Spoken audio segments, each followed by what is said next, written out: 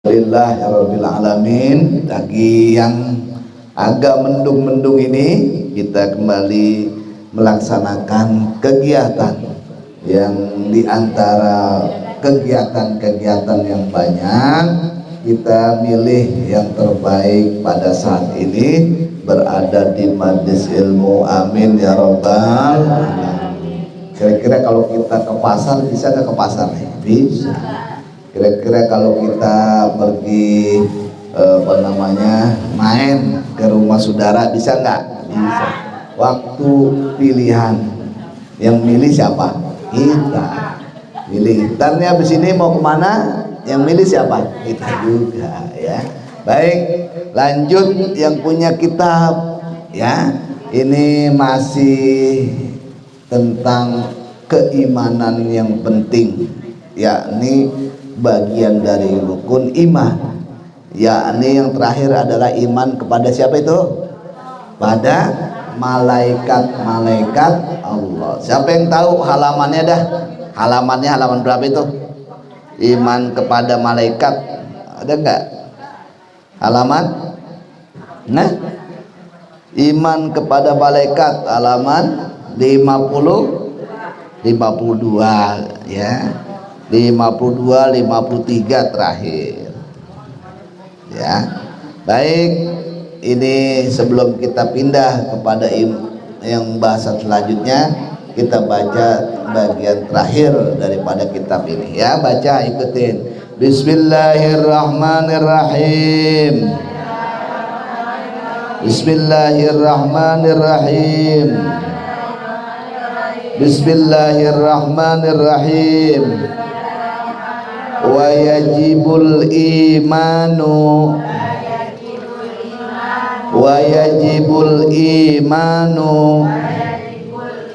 dan wajib beriman bi ba'dihim dengan sebagian mereka ijmalan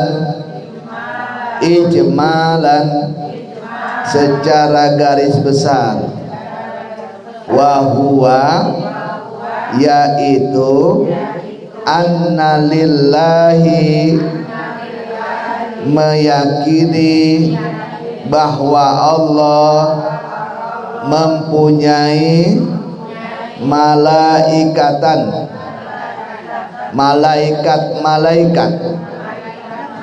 la ya'lamu adadahum illa huwa, yang tidak ada yang mengetahui jumlah percisnya kecuali hanya Dia.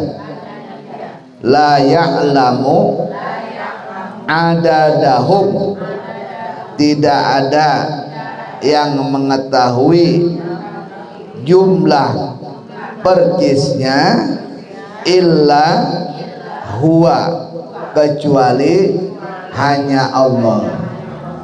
Bu ya, malaikat ya. Ini rukun iman yang keberapa itu ya? Percaya kepada malaikat tuh. Al imanu wa antu minabillahi wa malaikatihi. Yang berapa tuh berarti tuh? Dua. Ya ibu, ini malaikat ya.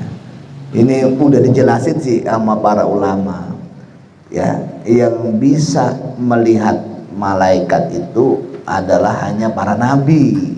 Nah, kalau ada yang nanya ini malaikat nih apa manusia kayak kita nih, ada nggak yang bisa melihat malaikat? Ya, ada pertanyaan begitu nih. Kalau kita manusia, ada nggak sih yang bisa melihat malaikat? Kata Imam Al-Ghazali dalam kitabnya Al-Iqtisad fi Al-I'tiqad dikatakan mungkinatan karomatan, bisa saja itu sebagai karomah, ada manusia bisa lihat malaikat. Ya mungkin aja sih, cuman kata Nabi ada keterangan ya, la yarahu khalqun illa amiya, tidak akan bisa melihat malaikat dari makhluk ini manusia kecuali dia jadi buta ya. Ini bisa lihat malaikat cuman jadi buta itu orang. Ada riwayatnya, ada namanya Ibnu Abbas ya ibu sekalian. Ibnu Abbas itu ketika Nabi meninggal umurnya baru 13 tahun. Kalau kesempatan haji umroh ini bisa ziarah ke makam Ibnu Abbas 200 kilo dari kota Mekah, namanya Thaif ya. Itu di kampung di sono ya Bu Haji udah ya. Udah Bu Haji Daria udah. Thaif kampung yang kalau di sini disebut kampung puncak. Di Mekah ada puncak juga. Jadi ada di Mekah itu kan lembah turun. Ada kita tuh ya Bu Haji tuh udah pernah lihat naik mobil kira-kira 200 kilo ke kampung puncak ya di Mekah namanya Thaif. Naik itu. Kalau sekarang kan puncak tuh beritanya ya air banjir ya. Tuh di Gunung Mas tuh. Kalau ibu ada kebun teh Gunung Mas ya. Ada tuh yang pinggir jalan. Itu sekarang nih kemarin baru air turun tiba-tiba atau disebut banjirnya banjir bandang. Banjir bandang berarti itu yang punan di atas sudah nggak bisa nahan punan, nggak bisa nahan air. Jadi apa aja di bawah, mau rumah, mau kayu, gitu. Tuh. Nah di Mekah ada juga namanya Thaif. Thaif itu puncak. Jadi kalau di Mekah orang pikirannya panas, nah di situ sejuk. Nah tuh Bu Haji Daria tuh ngalamin. Nah di Mekah ada sejuk, banyak pohon sawi, banyak orang tani, banyak kebun bunga, karena ada pabrik parfum. Nah di situ ada makam Ibnu Abbas di situ. Nah ini umur 11 tahun sama Nabi Muhammad waktu itu ya, ditawarin nama Nabi Muhammad, Ibnu Abbas, apa yang engkau ingin dariku, kata Nabi Muhammad. Ya kalau kita mungkin kalau ditanya sekarang kita paling jawabnya duit gitu ya, udah pasti saya pengen duit ya, gitu kira-kira kalau sekarang mau, bener gak tuh ya, pengen duit ya. Emang kalau nggak ada duit ribet nggak kira-kira ya? Nggak ada duit ribet nggak? Enaknya ada duit. Makanya kalau sholat Bu ya, sholat 5 waktu ini mungkin karena kitanya sholatnya begitu-begitu aja kali ya, nggak berasa. Jadi masih berasa susah baik, bener nggak nih? Sekarang masih berasa, ada nggak yang masih berasa susah kita? Masih berasa nggak punya duit aja, ada nggak? Ada nggak perasaan begitu? Ada nggak? Ada. Iya, yang nggak usah malu-malu, emang ada. Ya, kayak susah duit. Padahal itu kalau kita sholat itu kita disuruh minta itu. Kapan itu? Itu kan habis sujud tuh bangun Bu.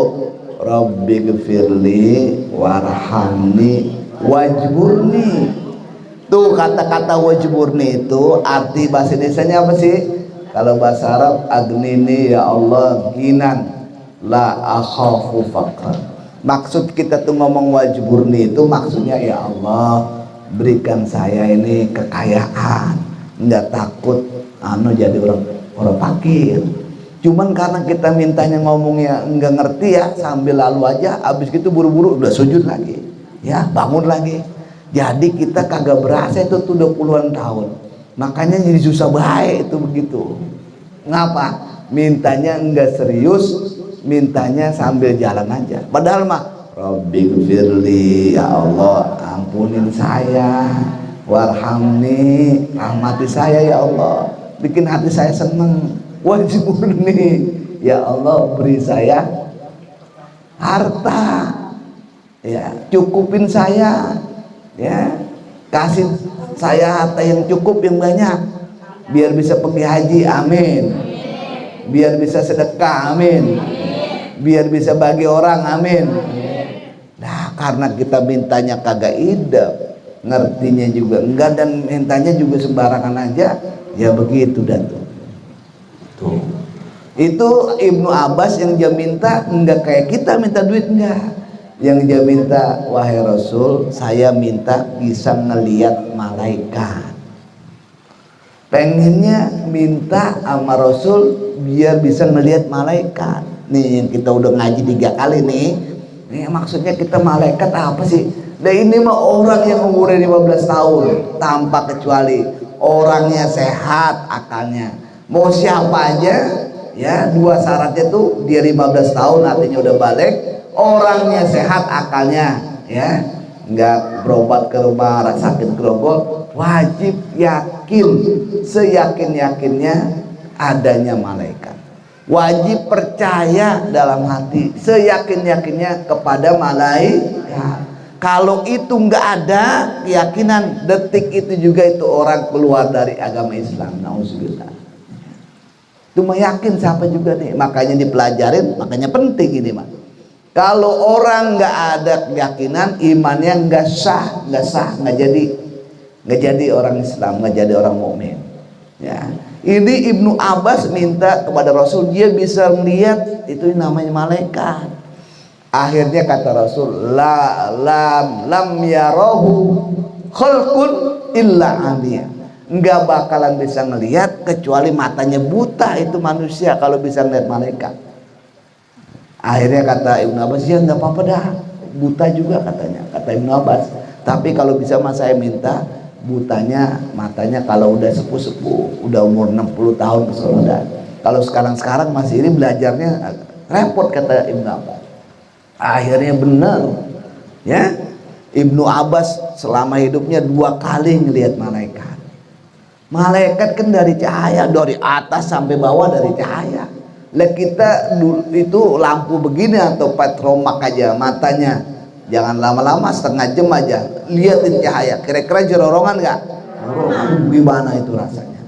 Itu Ibnu Abbas bisa ngelihat malaikat 2 kali, bener aja. Umur 60 tahun ke sono matanya nggak ngeliat karena udah dikasih tahu sama Nabi bakal nggak bisa lihat. Tapi Ibnu Abbas bersyukur biar nggak lihat matanya tapi mata hatinya melihat ya. Itu begitu biasanya ya, kalau orang udah biasa melihat, tahu posisinya di mana itu jalan. Orang siapa dengar namanya apa, suaranya aja orang udah paham masih tuh abang saya tuh ya habis operasi itu katarak ke Haji Sukri ya, karena dia tahu posisinya, karang matanya agak lihat bisa lihat ya, karena di satu sisi orang matanya ketutup tapi ada yang lebih terang dari yang lainnya ya kan.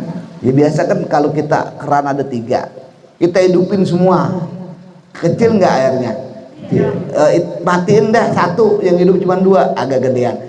Kita tutup semuanya yang hidup 1, kerannya gede nggak?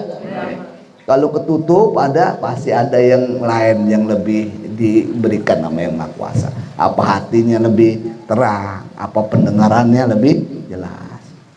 Itu Ibnu Abbas 2 kali diberikan kesempatan bertemu dengan malaikat. Karena yang bisa berkomunikasi dengan malaikat cuman para nabi. Kalau para nabi itu intens ya. Bahkan Nabi kita Muhammad 124.000 kali bertemu malaikat Jibril. Berapa? 124.000 kali. Banyak nggak tuh kira-kira? Banyak. Iya, 124.000 ya. Ya karena yang bisa ketemu itu hanya para nabi.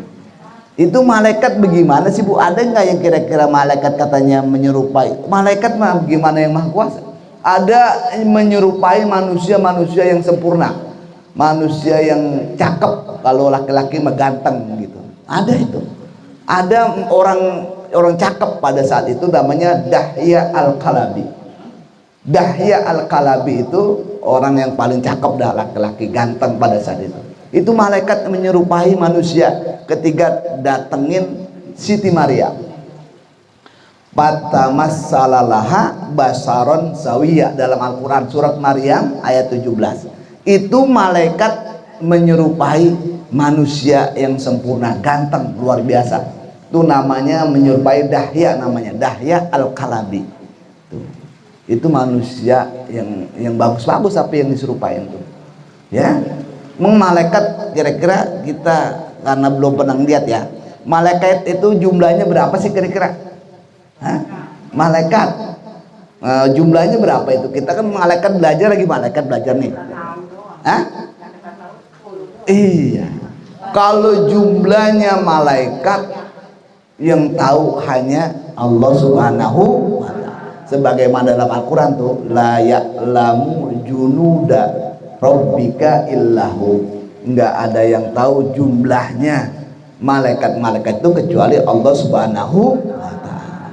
Kalau dalam kitab tafsir Munir Syekh Nawawi Al-Bantani itu dijelaskan, ada keterangan jumlah manusia itu cuman 10% daripada jumlah jin. Jadi kalau manusia ini kita 10%, kalau jin itu 90%. Jadi banyakan mana? Banyakan jin sama kita. Ya. Iya. Itu jumlah kita cuman 10% dari jumlah jin. Jin jumlahnya 90%. Banyakan jin. Iya. Banyak nggak tuh? Banyak. Jumlah jin itu hanya 10% jumlahnya daripada makhluk Allah yang melata. Ya, banyak tuh hewan. Yang hewan melata itu jumlahnya cuma 10% dari makhluk Allah yang bisa terbang berupa burung. Cuma 10% itu jumlahnya. Yang burung itu jumlahnya yang banyak itu kan burung banyak banget ya. Jumlahnya cuma 10% daripada jumlah malaikat. Jadi jumlah burung makhluk Allah berupa burung yang terbang itu 10%. Kalau malaikat jumlahnya 90%. Malaikat yang di bumi jumlahnya hanya 10% daripada malaikat di langit yang pertama. Semakin tinggi jumlah malaikat makin banyak.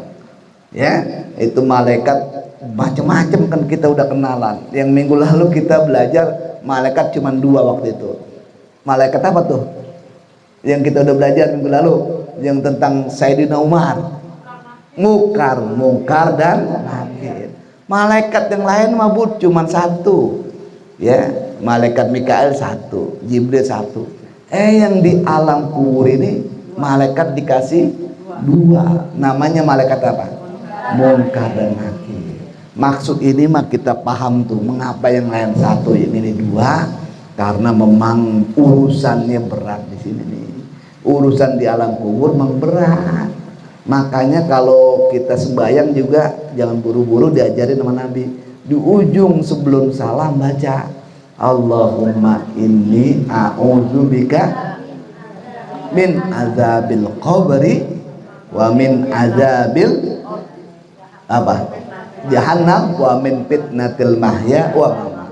Yang pertama tuh min azabil kubur. Aku berlindung ya Allah, hindarin saya ini dari azab kubur. Karena itu luar biasa peristiwanya. Itu mah ibu ngaji di mana juga dijelasin dari dulu kita ngaji, ini memang dahsyat peristiwa kubur. Makanya orang meninggal tuh, orang meninggal 7 langkah daripada pemakaman itu datang itu namanya malaikat munkar. Makanya kalau ngaji kubur tuh, yang tugas ngaji kubur jangan ditinggalin dulu, ya. Yang bertugas ngaji hari itu tuh mulai jangan tinggalin dulu, biar dia mulai ngaji, ya, ngaji di alam kubur. Karena perjuangannya 7 hari ya, sampai 7 hari ya, 7 hari dah, itu perjuangannya berat. Makanya dibantu dibacain doa, dibacain Quran. Itu begitu maksudnya, Mas. Nah, kalau ada yang meninggal kan maksudnya mah kita begini nih. Kalau ada yang meninggal, saudara, family, tetangga, maksudnya mah kita disuruh bantuin. Kalau ada yang bisa baca Quran, bantuin 30 juz bacain. Ya. Kalau nggak bisa 30 juz ya semana kek surat Yasin. Surat Yasin nggak bisa, ya Fatihah. Surat Fatihah nggak bisa, ya apalagi kulhu. Yang bisa maksudnya itu memberikan apa namanya faedah untuk doa-doa yang sangat diperlukan. Yang lain malaikat 1, Munkar dan Nakir 2 ini, ya, malaikat Munkar dan Nakir. Satu lagi yang kita pelajari pada saat ini namanya malaikat Mikail. Ibu pernah dengar malaikat Mikail? Nah, kalau Mikail mah inget dah kira-kira tugasnya ngapain tuh? Hah? Mikail? Hah? Nyabut nyawa? Hah? Niup tahun anuan trompet? Ijroil. Tadi kan jumlah malaikat mah nggak ada yang tahu saking banyaknya kecuali Allah. Tapi yang 10 mah wajib. Yang 10 mah mau nggak mau harus itu yang itu. Mikail urusannya rizki.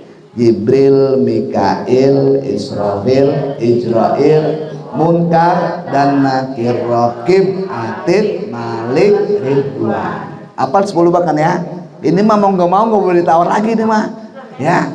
Kalau ngaji udah lama-lama ini kita ingetin. Kalau nggak hafal juga kita sekolah TK lagi itu mah ya.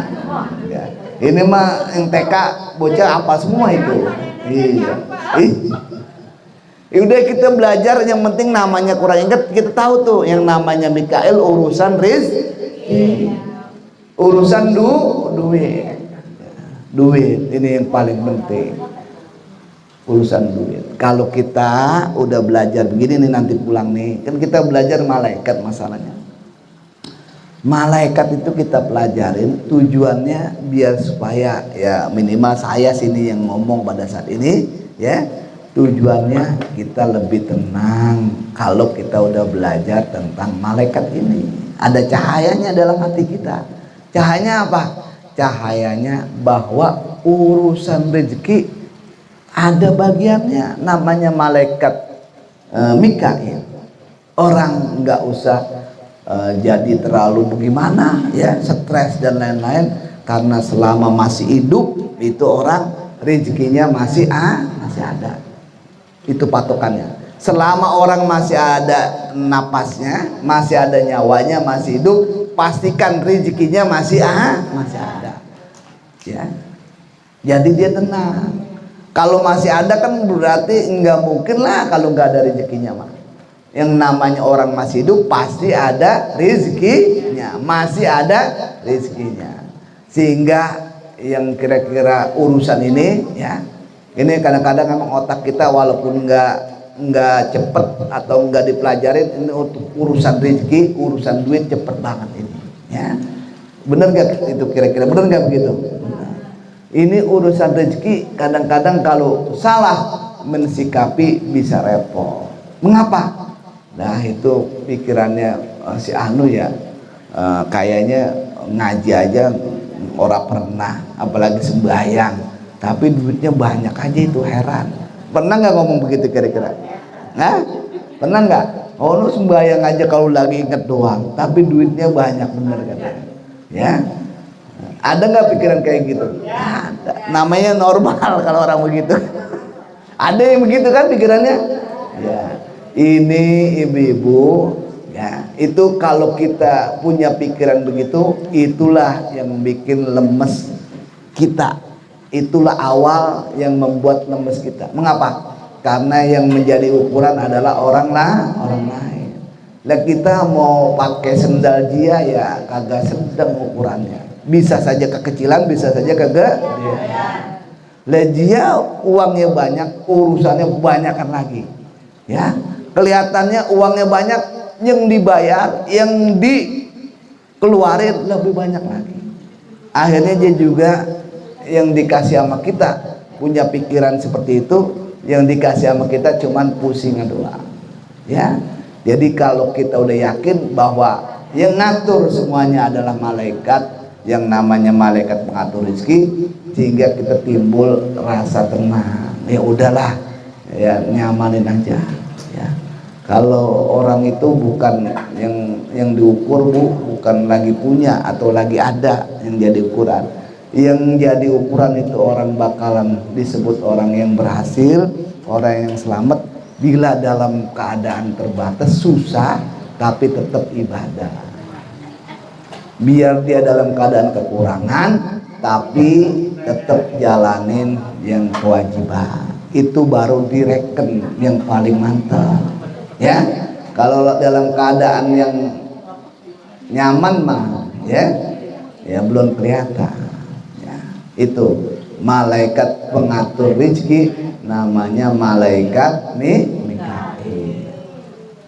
Yang ketiga kita ketahui namanya malaikat Mikail ya.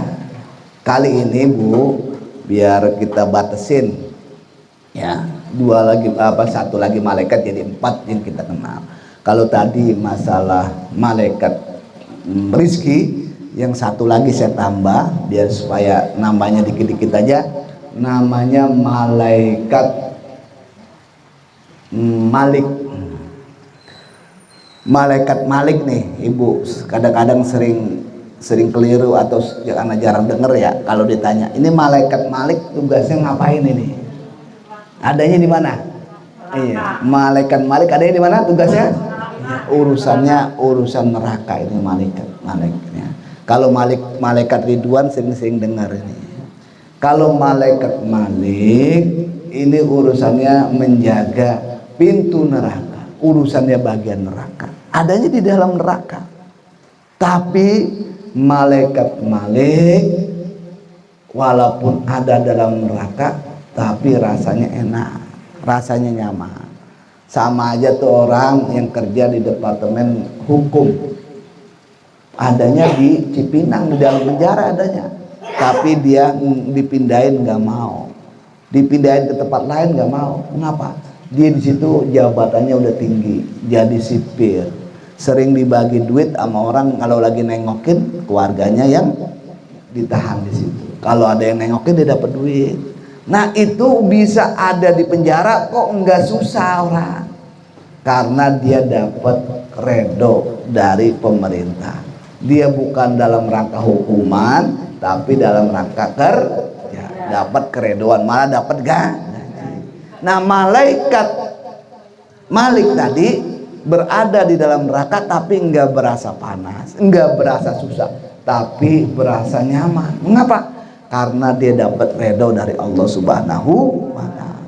Itulah yang diajarkan kita, bahwa puncak yang paling tinggi dari doa yang kita bacakan sebagaimana ratib tadi dibaca Bu, namanya doanya apa? Nas'aluka ridhoka wal jannah, minta redho Allah Subhanahu wa Ta'ala.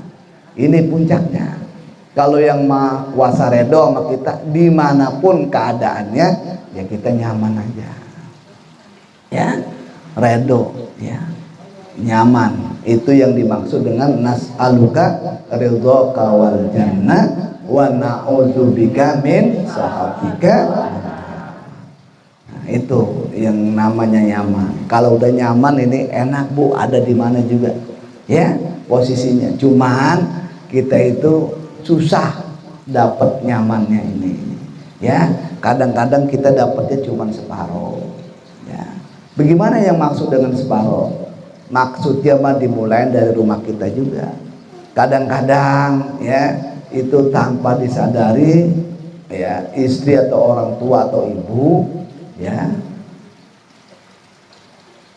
yang membuat seorang suaminya mungkin ada komplain, ada marah ya, karena berbuat salah ya, yang tanpa disadari mungkin ya. Apa itu ya? Mungkin ada di cucian baju celana nggak banyak uangnya mah, 10.000 atau 5.000 atau 15.000 di celana, cuman di celana itu nggak dilaporkan kepada suaminya, walaupun 5.000 atau 10.000. Dalam kalau dilaporkan atau dibilang mau nggak ada masalah, bener nggak? Nah, cuma 15.000. Cuma ini yang jadi penyakit sering disampaikan sama guru-guru kita. Lantaran 5.000, 10.000 itu karena nggak dimintakan redonya sama suami, jadi kadang-kadang ya keredoan lakinya kepada istrinya tuh nggak berasa berkurang, jadi separuh. Kalau keredoan ini berkurang kan bukan hanya berkaitan sama ibu sama bapaknya, bukan, berkaitan sama anak-anaknya. Anak-anaknya ini kita ini susah diapain juga, boro-boro disuruh ngaji, boro-boro suruh belajar agama, boro-boro suruh belajar ibadah biar benar, melintir terus susah karena nggak ada kenyamanan. Mulanya dari mana? Dari sepele mulanya, dari hal-hal yang kecil yang tidak diperhatikan tapi luar biasa akibatnya. Kita itu mengajarin membentuk susah, diapain aja sudah susah karena awalnya sepele ya. Membiasakan atau membiarkan hal-hal yang seperti itu ya dilakukan. Padahal mah kalau dibilangin juga orang paling banyak juga 50.000, bukan suatu hal yang gede lah, biasa. Cuman karena itu dibiarkan jadi agak repot, imbasnya keredoan daripada suaminya kepada istrinya itu berkurang, bukan karena kehendak suaminya juga. Lantaran itu imbasnya kemana? Imbasnya tadi kemana-mana susah. Anak-anak itu mau diapain aja juga susah. Boro-boro baca Quran, boro-boro ngaji, udah kerjaannya dari baru melek sampai tidur handphone aja, boro-boro nyapu, boro-boro ngapa-ngapain. Nah ini mulanya kita juga. Mulanya kan kalau diajar-ajarkan sama guru-guru kita tuh mulanya itu sebelum anak-anak kita itu bangkang sama kita atau dua raka bangkang ya, ini kita duluan orang tuanya yang mula-mulain bangkang pada anak. Contoh ngapain? Yaitu kita nggak jalanin yang sunnah-sunnah yang harusnya kita jalanin sama anak ya. Yang dulu anak maunya dikasih azan yang kanan, terus komat yang kiri ya nggak dipakai, nggak dijalanin. Itu kan sunnah-sunnah gampang. Misalkan dulu ada rezeki anak-anak itu disuruh akekain, kalau punya duit mah nggak dijalanin sama kita ya. Dulu anak-anak itu apa namanya dikasih nama yang bagus ya menurut tuntunan itu. Banyak-banyak yang sunnah ditinggalkan yang berupa hal-hal yang dianggap biasa, akhirnya itu pada susah, ada bangkang anaknya itu kita ya. Itu mulanya dari orang tuanya kita, mulanya dari kita juga.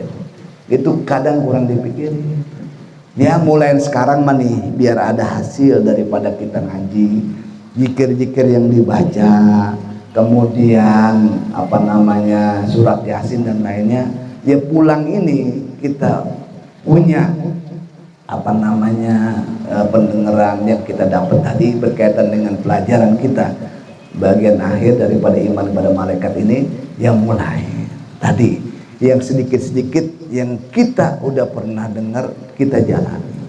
Yang dulu dah tuh sekarang alhamdulillah yang pernah dikasih tahu utang beresin udah, alhamdulillah utang udah lunas semua ya kan Bu ya, udah nggak ada utangnya kan ya.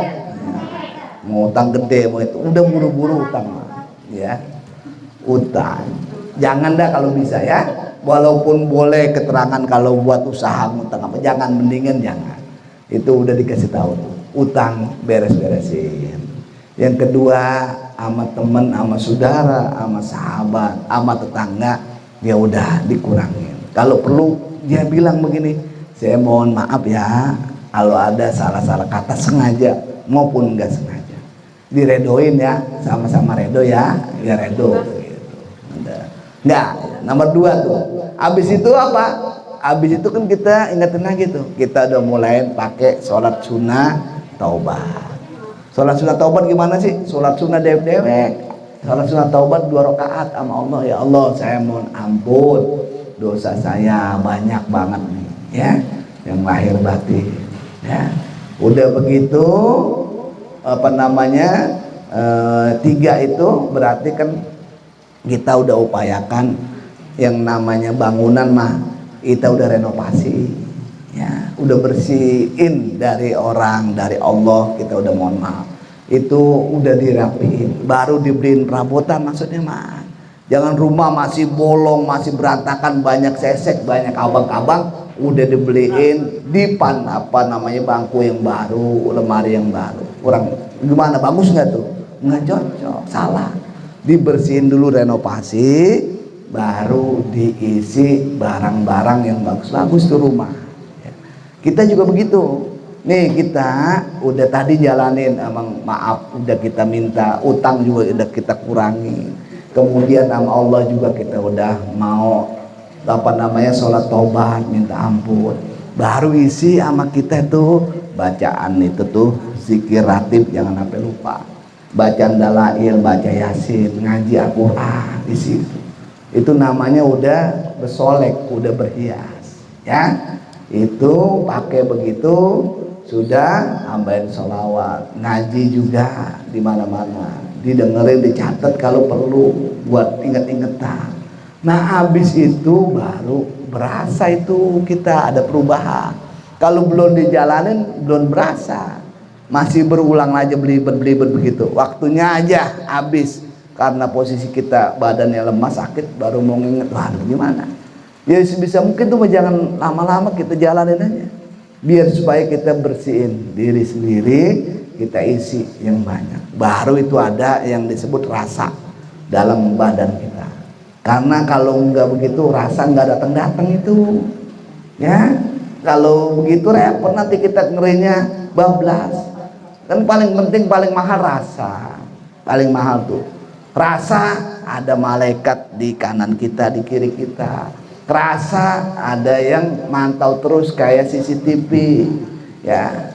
Jadi sekarang mah nggak usah beli CCTV juga, itu udah mantau terus malaikat rakib atid itu sama kita. Itu kalau ada rasa begitu ya, ada sir begitu, itu yang mahal, kagak kebeli pakai duit kalau ada perasaan begitu ya. Itu yang paling apa namanya utama, yang paling mahal ya, yang paling utama, paling mahal. Ya kalau di dewek-dewek mungkin agak berat ya, bareng-bareng saling mengingatkan ya.